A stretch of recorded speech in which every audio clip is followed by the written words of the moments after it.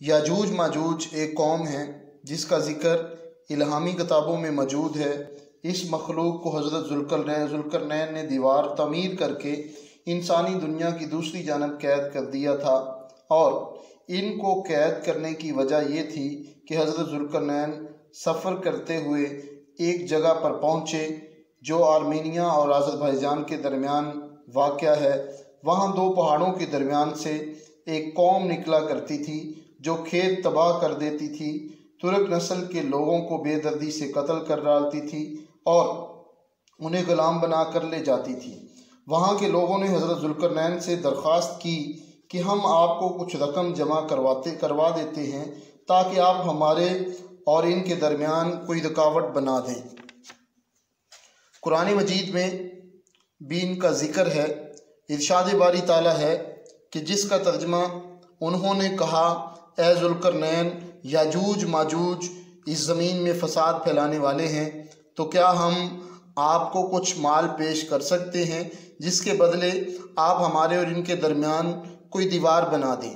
फिर हज़रत ज़ुल्करनैन ने लोहे के बड़े बड़े टुकड़े दोनों पहाड़ों के दरमियान खड़े किए और लोगों से कहा, इनको जलाओ। जब वो लाल हो गए तो उस पर पिघला हुआ तांबा डाल दिया गया ताकि लोहे के टुकड़े मजबूती से आपस में जुड़ जाएं और चकनाहट के सबब याजूज माजूज में से कोई भी दीवार पर चढ़ ना सके।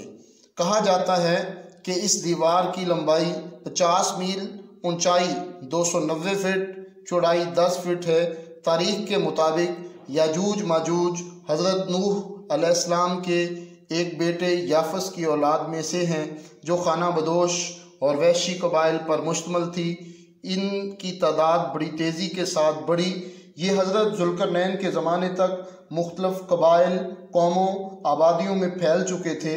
रवायत में आता है तब से अब तक याजूज माजूज इस कोशिश में लगे हुए हैं कि किस तरह दीवार को गिरा कर बाकी दुनिया से जा मिले। ये रोज़ दीवार को तोड़ते हैं। जब थोड़ा सा हिस्सा रह जाता है तो इनका सरदार वापसी का हुक्म देता है कि बाकी का काम कल करेंगे, मगर अगले रोज़ दीवार कहीं ज़्यादा मजबूत हो चुकी होती है। जब याजूज माजूज के खरूज का वक़्त आ पहुँचेगा तो वो तमाम दिन दीवार में सुराख करेंगे और सरदार वापसी का हुक्म देगा और कहेगा बाकी कल करेंगे इंशाअल्लाह। ये लफ्ज़ उन्होंने पहले कभी इस्तेमाल नहीं किया होगा।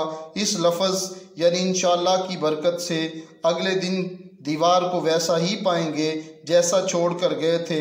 फिर इंतहाई पुरजोश होकर दीवार को गिरा देंगे और ज़मीन पर फैलते जाएंगे, यहाँ से गुजरेंगे, तबाही फैलाएंगे। इनका फैला हुआ गिरोह जब भागता हुआ झील तबरिया से गुजरेगा, सही मुस्लिम की रवायत के मुताबिक वो सारा पानी पी जाएंगे।